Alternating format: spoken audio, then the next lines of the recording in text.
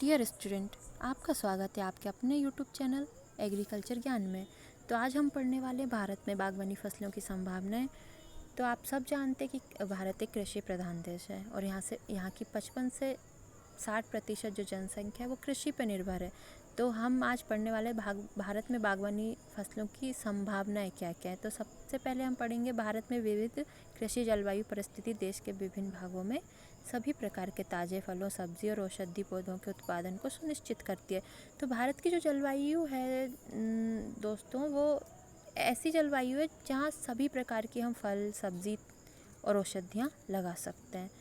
तो यहाँ का जो क्लाइमेट है वो एकदम सूटेबल क्लाइमेट है, क्योंकि यहाँ पे केरल में अलग क्लाइमेट होता है, राजस्थान में अलग क्लाइमेट होता है, हमारे एमपी में अलग है और इसी प्रकार से अलग अलग राज्यों में अलग अलग क्लाइमेट है। तो वहाँ पे उनकी मुख्य फसल भी अलग अलग है। जैसे कि आप देखोगे कि असम में केला, पपीता, अनार, नारियल की खेती की जाती है। त्रिपुरा में पपीता, सुपारी, हल्दी की जाती है।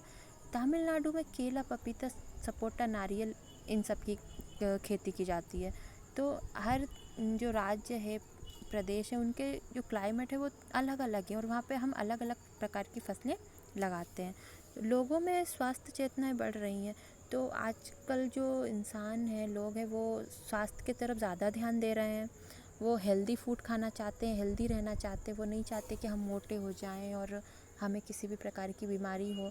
तो वो फल और सब्जियों के प्रति जागरूक हो रहे हैं और वो स्वस्थ रहना चाहते हैं। तो आजकल वो शाकाहारी फूड भी खा रहे हैं।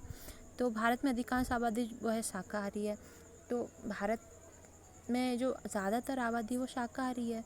तो इस हिसाब से भी हम लोग कह सकते हैं कि भारत में जो बागवानी है उसके आगे बढ़ने के अवसर ज़्यादा हैं।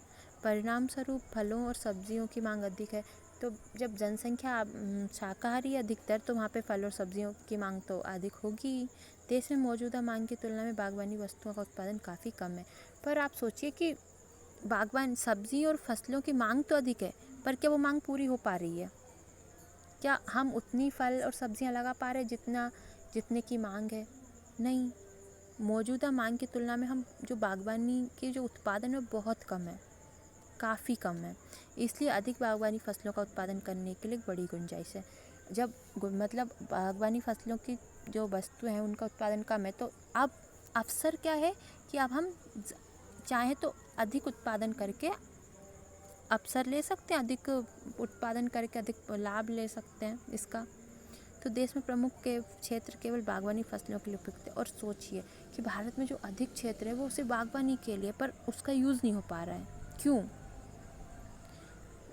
क्योंकि हो सकता है कई जगह पे पानी कम हो, कई जगह पे पथरीली जगह हो, कई उपजाऊ मिट्टी ना हो, इस वजह से भी हो सकता है। तो जैसे कि आम, चाय, नारियल और सुपारी, क्योंकि ये गैर कृषि योग्य चट्टानी, पथरीली, दलदली, लहरेदार और ढाल वाले हैं।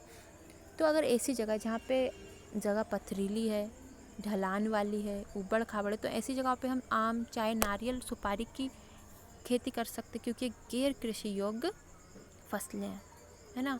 सिंचाई की सुविधाओं में वृद्धि हुई है, लेकिन ऐसी फसलें जो कम पानी में भी जीवित रह सकती हैं।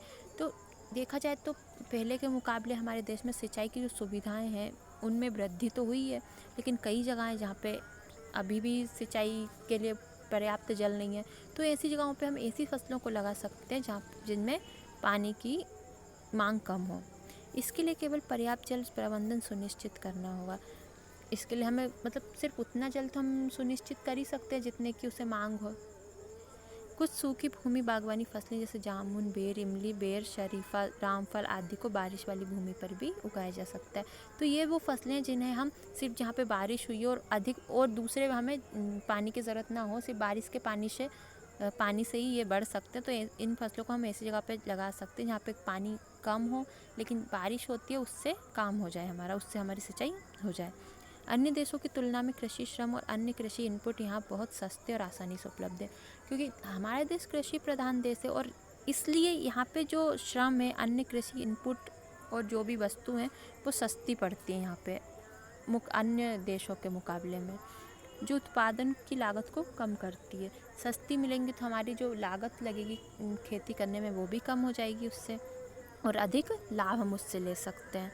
बागवानी फसलों के उच्च लाभ रिटर्न विभिन्न योजनाओं और वित्तीय सहायता के माध्यम से सहकारी सहायता के साथ बागवानी के प्रति अमीर और गरीब, प्रशिक्षित और शिक्षित लोगों को आकर्षित करते हैं।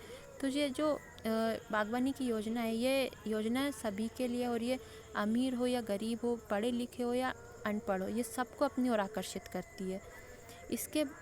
इससे बागवानी फसलों के उत्पादन में गहन तरीके और बेहतर प्रौद्योगिकी का उपयोग होता है। भंडारण और प्रसंस्करण विधियों के बारे में जागरूकता से उपज, नौकरी के अवसर और आय की उपलब्धता में वृद्धि होती है। तो भंडारण, स्टोरेज और प्रसंस्करण, जो प्रोसेसिंग वाली काम होते हैं, इनमें हमें अवसर मिल रहे हैं कि हम जॉब कर सकें, क्योंकि स्टोरेज जो होता है, स्टोर रूम आपने देखा होगा, बहुत बड़े बड़े गोदाम होते हैं जहाँ पे हम अनाज को या फल को, सब्जी को स्टोर करके रखती है सरकार, और फिर उन्हें उनके मौसम आने पर निकालती है, बेचती है। तो वहाँ पे बहुत तरीके की नौकरियाँ होती हैं, उनके आप हमें अवसर मिल सकते हैं लेने के। तो आज के लिए इतना ही। नई अपडेट्स के लिए चैनल को सब्सक्राइब करें। अगर कुछ परेशानी हो, कुछ समझ ना आया हो तो कमेंट बॉक्स में ज़रूर बताएं, और वीडियो को लाइक करें। Thank you so much.